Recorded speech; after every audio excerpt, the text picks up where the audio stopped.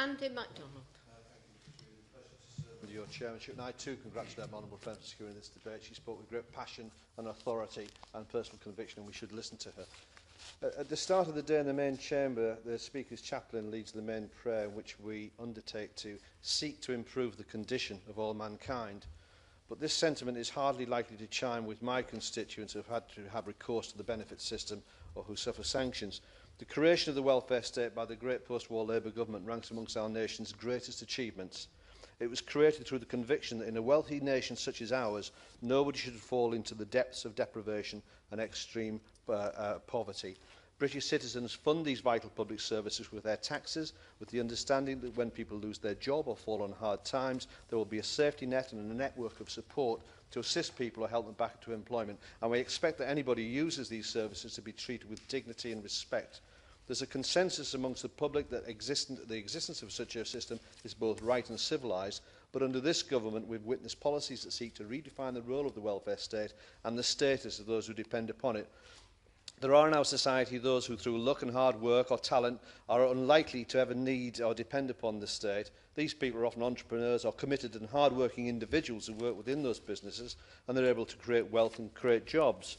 There are those who have the potential to make great contributions to our society, but require support to achieve what they're capable of. And there are those, although still a small minority, who need more than just a gentle nudge to engage with employment and contribute towards society. But there's another group, vulnerable people, who are living at the margins of our society, who perhaps were not as fortunate as others, and who are in need of our support, compassion and our love. But this government has lumped together all of those who have to use benefits. The notion that's permeated this government's welfare reforms has been that joblessness is the personal and moral failure of the unemployed, to which there is an all-stick and no-carrot solution, plunging them into destitution. It's almost as if we make people's lives more difficult and more unbearable so that somehow there'll be a positive outcome. And the number of job seekers allowance sanctions since the current regime was introduced stands at 1.4 million. My constituents are sanctioned more than any of those in the North East, with more than 1,000 sanctions have been applied against GSA claimants in Middlesbrough from April to June this year, last year, 300 more than in any other constituency. Government ministers would have us believe that each of these sanctions was a just act that punished a work-shy person for failing to demonstrate that they were looking for employment. But every honourable member present will know that this is often not the case.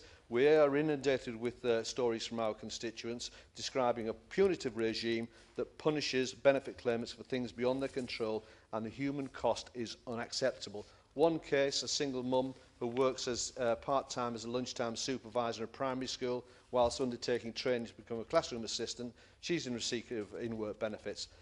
Despite asking for those interviews to be arranged outside of her working hours, they're constantly arranged during those periods, meaning that she faces sanctions. She failed to attend one interview, which was due to take place on the day her father died.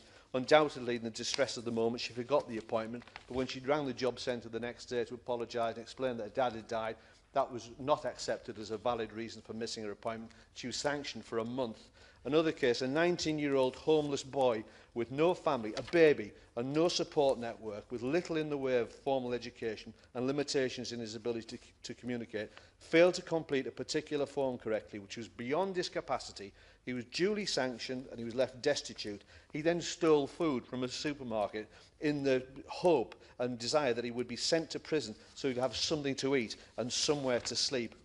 The number of these cases is shaming and damning indictment of this government and its policies, and the government refuses to explain this increase, but numerous sources have reported that the increase is being driven by unofficial targets imposed on job centres by the DWP. Mrs Reardon, this is unacceptable. Introducing targets or expectations on job centres to sanction benefit claimants is a perversion of the values of the welfare state. People's benefit entitlements ought to be decided on the basis of need, not on an arbitrary target set from Whitehall. I will happily give way. Extremely brief. One issue that hasn't been discussed today, very important, is the the Coalition's decision to withdraw the Independent Living Fund, which hundreds, if not thousands, of people in our area, the North East, depend on, disabled people. Does my honourable friend agree with me that that should be reviewed? The Independent Living Fund is there to help disabled people. If it's withdrawn, we'll end up with disabled people in abject poverty. Absolutely. My honourable friend makes an absolutely valid point. To see people dependent upon such a vital source of income and to see their circumstances reduced, as we saw on the television last night, the people protesting outside this place, was an absolute horror, and it brings shame upon us all. In conclusion, Mrs Reardon, with both the vulnerable being penalised along with hard-working people who do all that we would expect of them, the government must either concede that on their watch the safety net that marks us as a civilised society is no longer fit for purpose, or they have to admit to their audacious abandonment of the principles of the welfare state. Thank you.